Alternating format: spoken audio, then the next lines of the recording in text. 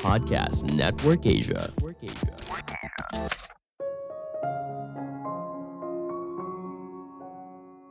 Keajaiban akan muncul ketika memulai hari dengan mengerjakan satu hal yang penting.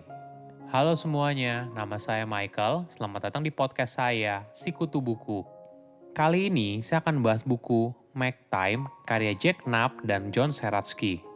Sebagai informasi, podcast Sikutu Buku sekarang bergabung dengan Podcast Network Asia dan Podmetrics loh. Sebelum kita mulai, buat kalian yang mau support podcast ini agar terus berkarya, caranya gampang banget. Kalian cukup klik follow. Dukungan kalian membantu banget supaya kita bisa rutin posting dan bersama-sama belajar di podcast ini. Buku ini membahas bagaimana cara fokus pada hal yang penting. Setiap harinya, kita seringkali terjebak entah karena pekerjaan yang seakan tiada habisnya atau main media sosial hingga berjam-jam. Jack dan John memandang hal tersebut sebagai kesibukan dan pengalihan. Bagaimana bila kamu mundur selangkah dan mulai mengambil alih hidup dan waktu yang kamu miliki? Ini adalah ide yang ditawarkan oleh Jack dan John. Mereka akan membagikan sebuah pola pikir untuk mengatur ulang hidupmu dan fokus pada hal yang penting. Saya merangkumnya menjadi 3 hal penting dari buku ini. Pertama, hidup penuh kesibukan. Kamu pernah ngerasa nggak kalau 24 jam sehari itu nggak cukup? Hal ini mungkin terjadi karena terlalu banyak yang kamu kerjakan dalam sehari, terlalu banyak email yang harus dibalas, terlalu banyak meeting yang harus dihadiri, atau terlalu banyak menghabiskan waktu di media sosial. Situasi ini dialami oleh banyak orang. Kita sibuk melakukan apa yang orang lain minta atau lakukan. Kita berusaha untuk menjadi responsif dan menerima semua undangan meeting. Padahal, belum tentu kita punya kontribusi signifikan di sana. Lama-kelamaan, hal ini menjadi hal yang normal dan semua orang menganggap hal ini sebuah keharusan. Tenang saja, kamu tidak perlu begitu kok. Hidup kamu tidak perlu ditentukan oleh orang lain. Kamu bisa mengambil alih hidupmu. Jika kamu fokus pada prioritas, maka kamu pasti ingin lebih banyak waktu sendiri. Waktu yang tidak terganggu oleh orang lain agar kamu bisa fokus, berpikir, dan menyelesaikan pekerjaan. Ada 2 hal yang buat kamu sibuk. Jack dan John menyebutnya sebagai busy bandwagon dan infinity pools. Busy bandwagon adalah pemikiran kalau orang produktif itu harus sibuk. Mereka lalu berusaha untuk memenuhi jadwal harian, penuh dengan meeting, email yang banyak, dan sebagainya. Ini merupakan sebuah kebanggaan bagi orang tersebut, tapi lama-kelamaan hal ini bisa membuat mereka burn out. Kedua adalah infinity pools, sebuah analogi di mana kamu berada di dalam arus informasi yang tiada habisnya. Kamu pasti sudah familiar dengan infinity pools, misalnya media sosial, layanan streaming, portal berita, dan sebagainya. Boleh dibilang, kamu ibaratnya sedang membuang waktu. Sebagai gambaran, kita rata-rata menghabiskan waktu 4 jam menonton televisi dan 4 jam sisanya untuk melihat smartphone. Jika digabungkan dengan waktu yang kita habiskan dengan busy bandwagon, ini yang membuat kita kewalahan. Hidup kita seharusnya tidak perlu mengikuti apa yang mayoritas orang lakukan. Misalnya seperti ini, kenapa meeting harus 30 menit atau 1 jam?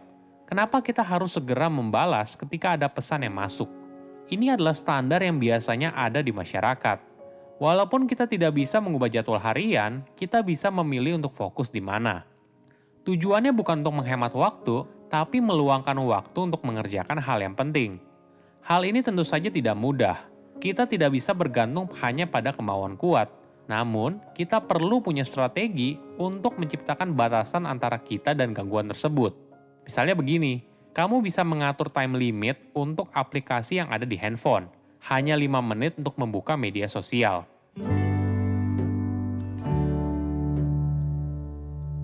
Kedua, membuat prioritas hidup. Banyak orang terjebak ingin menyelesaikan banyak hal dalam sehari. Bagaimana bila kamu coba untuk fokus pada satu hal saja? Satu tujuan itu merupakan kombinasi antara jangka pendek dan jangka panjang. Sebuah tujuan yang bisa kamu selesaikan dalam 1 hari, namun juga merupakan bagian penting dalam jangka panjang. Jack dan John menyebut hal ini sebagai highlight. Sederhananya, sebuah highlight berisi 3 bagian, entah itu penting, bermakna, atau menyenangkan. Pertama, tanyakan ke dirimu sendiri, tugas apa yang paling penting dan harus dikerjakan saat ini juga? Kamu bisa menemukannya di to-do list atau inbox emailmu. Mungkin kamu harus segera buat proposal untuk klien, janji meeting dengan calon konsumen, dan sebagainya. Kedua, tanyakan ke dirimu, apa yang membuatmu merasa puas setelah bekerja seharian? Hal ini berisi kegiatan yang ingin kamu kerjakan, namun selalu kamu tunda karena tidak mendesak. Kepuasan ini biasanya berasal dari tugas yang ingin kamu selesaikan.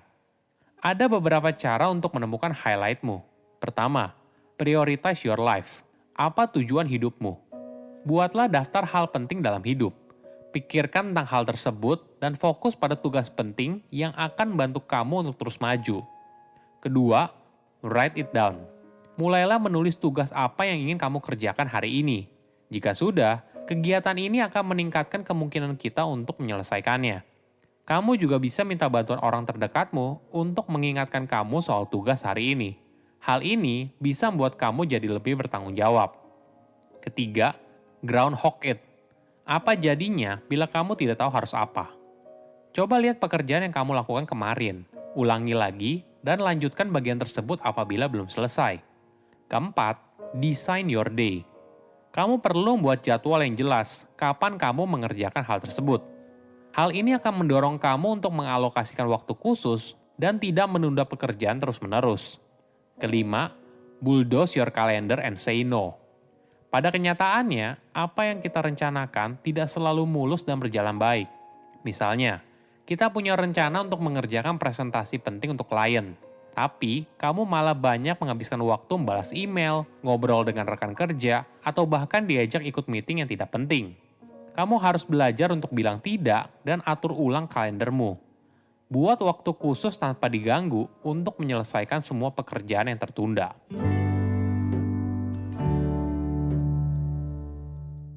Ketiga, belajar fokus. Pasti kamu penasaran, kok bisa ya ada orang bisa fokus dan mencapai hal besar dalam hidupnya? Apakah karena orang tersebut punya motivasi yang kuat? Ternyata tidak.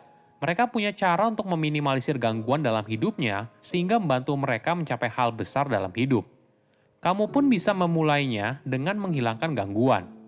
Mungkin di era sekarang, handphone yang fungsinya membantu kita dalam bekerja malah menjadi gangguan terbesar apabila kita tidak bijak menggunakannya. Coba mulai lihat aplikasi yang ada di smartphone-mu.